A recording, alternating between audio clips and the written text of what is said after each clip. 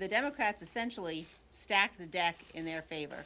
And despite the fact that they did this, and even with every unfair advantage and unprecedented advantage they gave themselves, including preventing the president from having any access to the proceedings, preventing his counsel from having any participation in the proceedings, they now have come out of this and fundamentally failed to prove their case.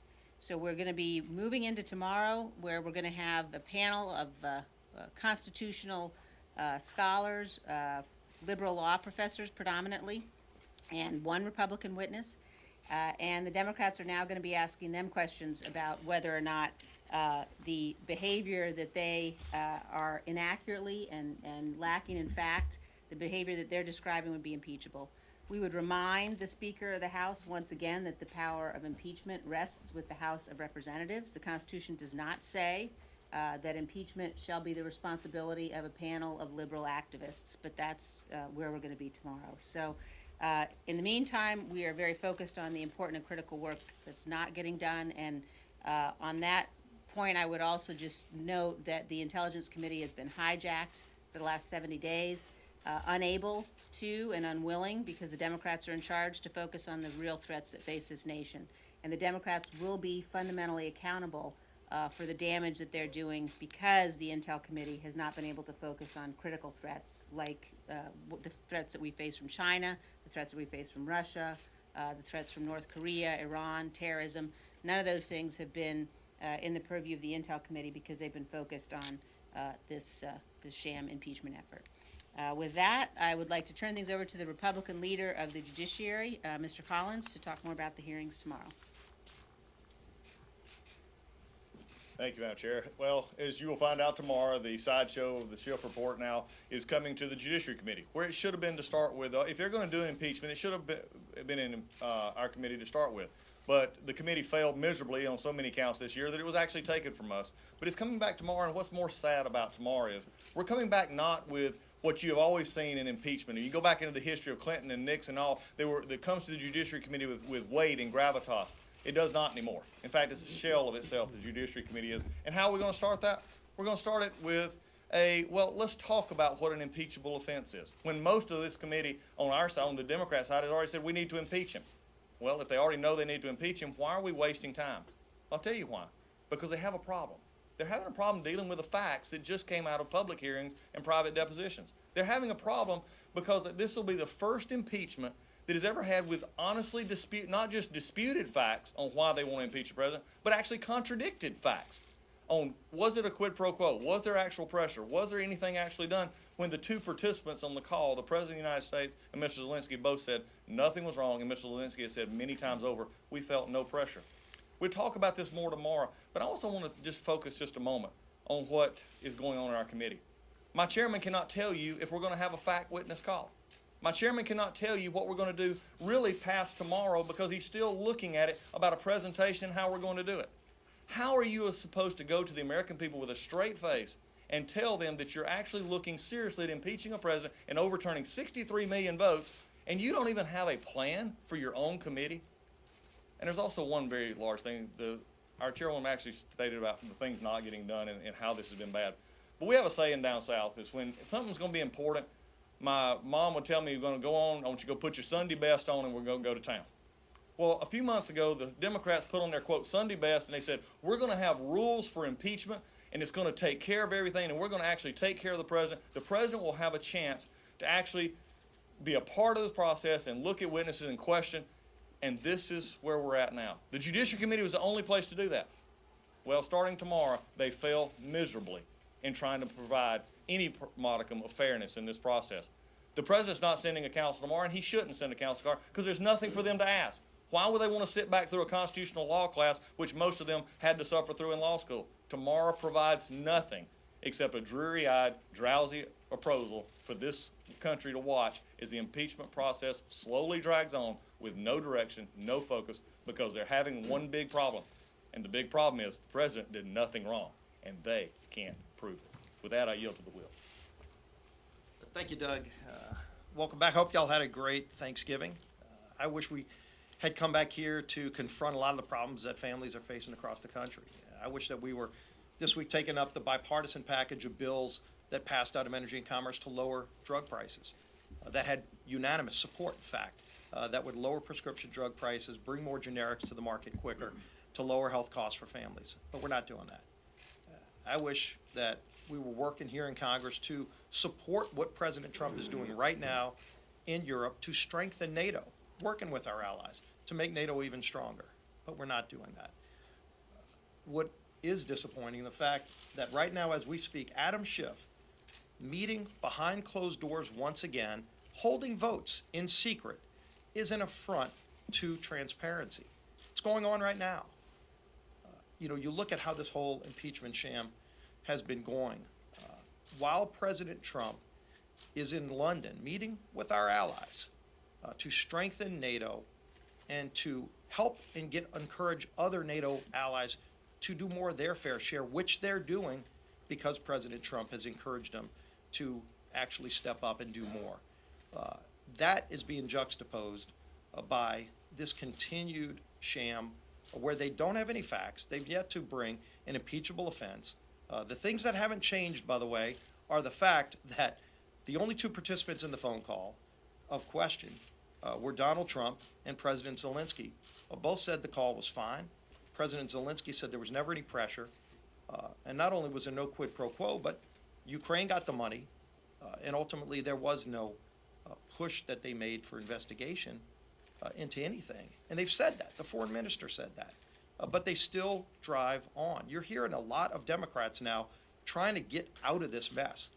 During the break, you had a number of Democrats trying to break from Pelosi, saying that they should stop pursuing impeachment because they're hearing from people like we are that are saying, why isn't Congress, instead of focusing on this impeachment obsession that Pelosi has and her members had to reverse the 2016 election, why aren't they instead using this time and this majority to confront the problems that this country is facing?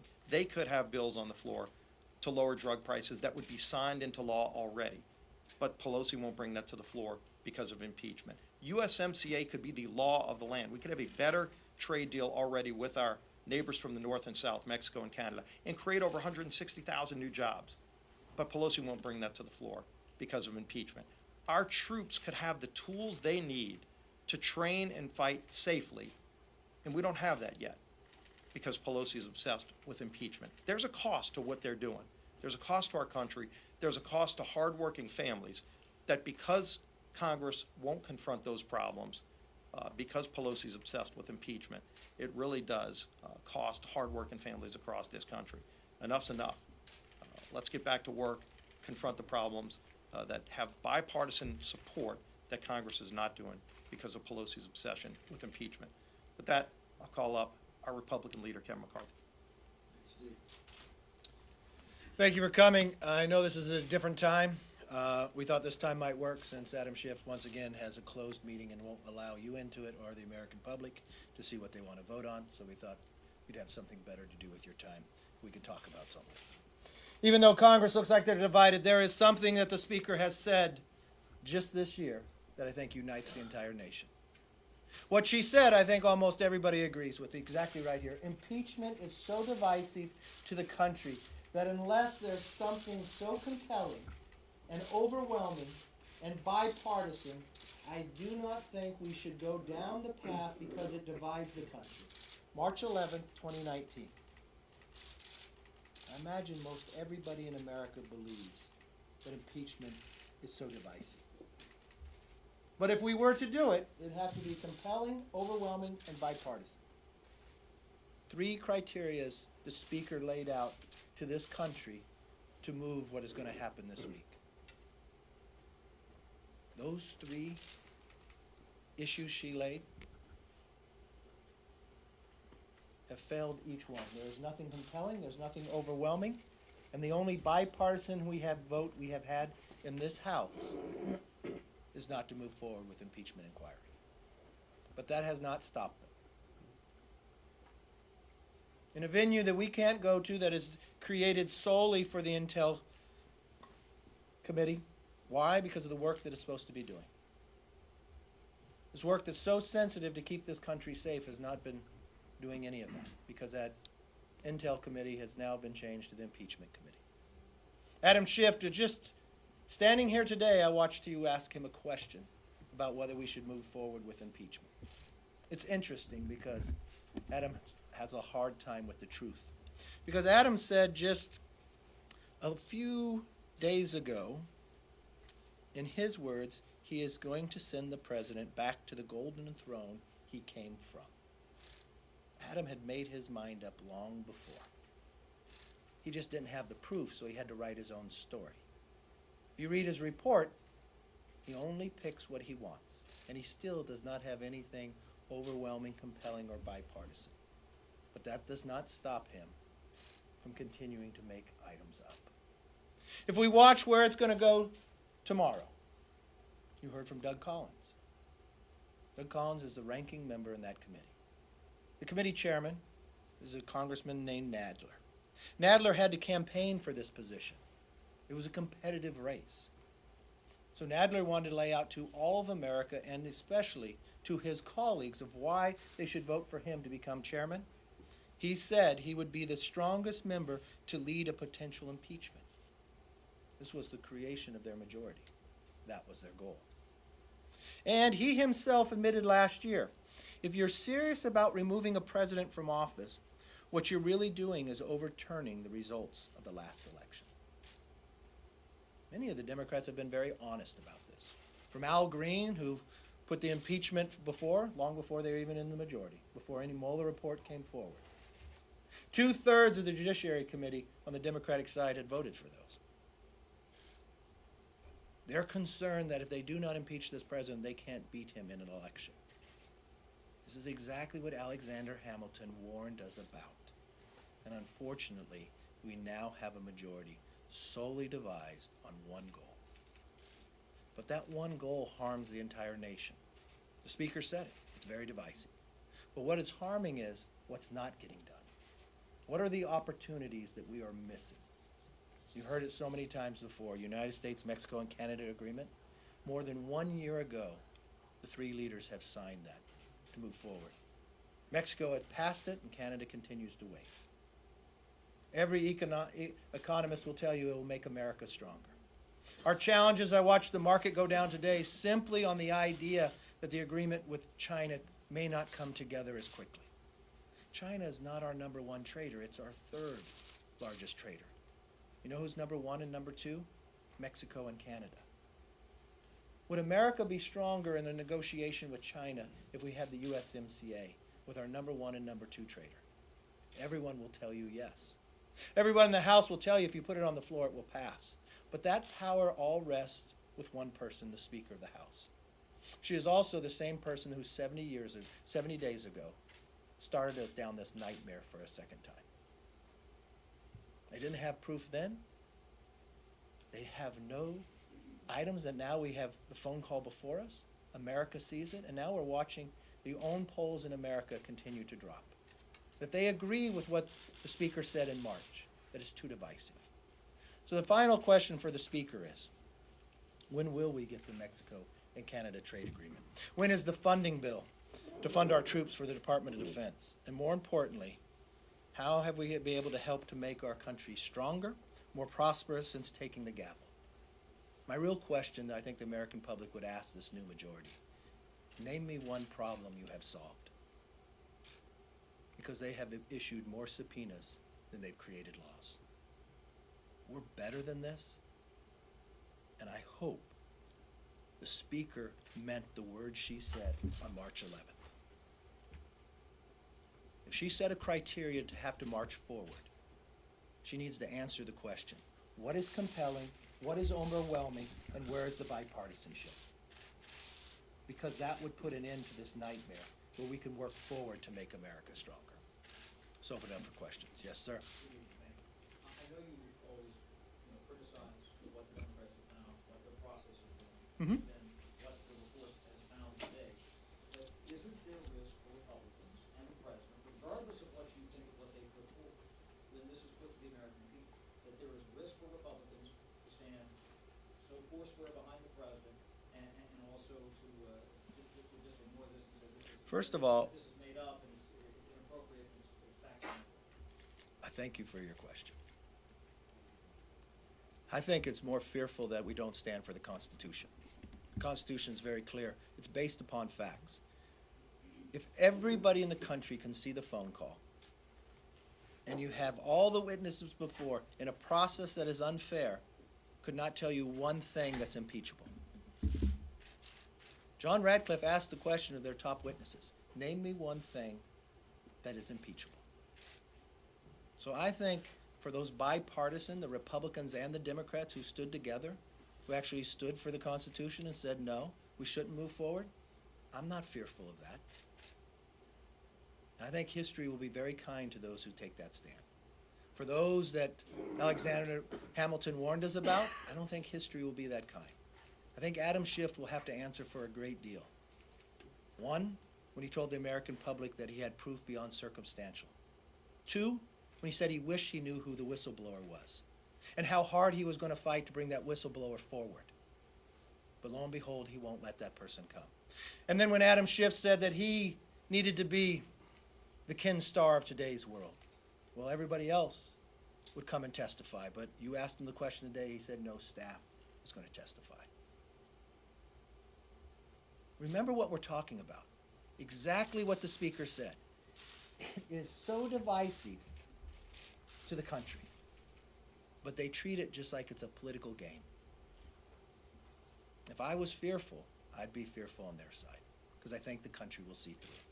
Yes. One thing that was in the report that came out today is it would appear that in April there was some communication between Devin Nunes and Rudy Giuliani and some of Mr. Giuliani's associates. I'm curious, when have you spoken to Mr. Nunes about the contents of that interaction, and if that raises any concern from your standpoint? It doesn't raise me any concerns. When I talked to Devin, when I first heard a CNN report that said Devin went to Vienna, and it was reported on the news, continued to repeat it. Have you talked to Devin? Was he in Vienna? The answer is no. And I think Devin's following forward like he should do. So you're continuing, there was not interaction, that these phone records, these logs were wrong? That's a totally different thing. You said about the phone logs that Devin's talking to an individual. I don't have a problem with Devin talking to individuals. What was claimed about Devin on CNN, on a national news media, is that he went to Vienna to meet with individuals. He was not in Vienna. That was a lie. Just like many lies before, and it seems like a perpetual thing of what we do. This was brought forth by Adam Schiff, who said he didn't know who the whistleblower was, who said he had proof beyond circumstantial evidence, who said today at this podium that he didn't know where he would be on impeachment when he told the entire nation that he's going to throw him back to that golden throne. No, I have no concerns. Yes. Mr. Collins, you were talking about the White House not participating tomorrow. I understand your perspective on that. Would you like to see them participate if there are fact witnesses, or they're leaving something on the table if they don't come in and give their side or their version of things through their counsel? Well, if you watched in the past history, that we've always had a fair process. And you usually had a fair process that an individual could call witnesses and should cross-examine. Who are they going to cross-examine tomorrow? Is tomorrow anything about impeachment? Ask tomorrow in the future hearings. Is it going to be an open process in the future? I'll let the ranker. Yeah. Look, the letter from the White House counsel said that if they would, if they're leaving their options open to participate in anything else, then they will. And I think that's the important part. There's got to be something out here to be held accountable. You in the media have the ability to hold this accountable and say, why are they not calling fact witnesses? Why are we not having this? For Adam Schiff to stand at this podium and say that he's not going to testify and he's going to send staff. I have a question for Adam Schiff. What are you hiding? Why are you scared? You're going to send your I call it, what we call it in Judiciary Committee and in Intel Committee, is bring your donor to work day. Because he's going to have the big donor who gave to the Democratic Party, Mr. Goldman, present for him. Why stand behind Mr. Goldman? You have the gavel, you have the report, come testify. The White House will be happy to be a part of fact witnesses, really things that actually move us forward. Tomorrow is simply just a filler because Jerry Nadler didn't know what else to do. Last question? Yes. Mr. Weir, following up on Congressman Nunes. Mm-hmm. Two questions. One, given that we have these records and they're showing him having these conversations at some key moments, and accepting your contention that there was nothing wrong here, should Congressman Nunes explain what these conversations and interactions were? My second question is, do you have concerns that this stuff ended up in this report from Chairman Schiff? Is it appropriate for him to put a fellow congressman's, call records out there. When it comes to Adam Schiff, I have a lot of concerns. He can't remember whether he met with the whistleblower, who it was. The whistleblower has a hard time remembering when it goes to why when they brought forth the IG, why are those transcripts not made to the public yet? Adam Schiff has a long history with a problem of telling the truth. Adam Schiff also has a long history to do anything above and beyond, and even lie, if it takes to impeach the president. We're just finding another place where Adam Schiff is doing it one more time. Devin Nunes has a right to talk to anybody. What they accused of Devin Nunes of doing, of going to a country that he was not at, and as a job of being on the Intel committee, is something that Devin has to travel, and Adam Schiff would know exactly where Devin was traveling at that time. But to perpetuate a lie is nothing new to Adam Schiff. To perpetuate a lie because this man only wants to impeach the president is something we come to expect from him. Should he discuss what happened on those phone calls? It's a question for Devin, but Devin has the right to talk to people. There's nothing wrong that Devin has done, except once again to try to get accused of something. It is a simple smokescreen. I wish you would ask the same questions. What did Adam Schiff say to the whistleblower? Why did the whistleblower come to Adam Schiff before he ever had an attorney? Why did Adam Schiff go to the American public and start this nightmare over the idea that the administration was going to withhold the whistleblower from coming before the committee, and he was going to fight so hard to make that happen? The only person that's withholding the whistleblower from coming forward is Adam Schiff. This is a man that didn't even take the same rules that has been allotted to anybody else in the same position. He rewrote the rules so only he can pick who comes before the committee. He rewrote the rules for how the committee to work, that he would get the first 45 minutes. He has tried to design everything he can to get an outcome that he desires, but the only problem that he lacks is the truth. And it's just one more example of it. Thank you.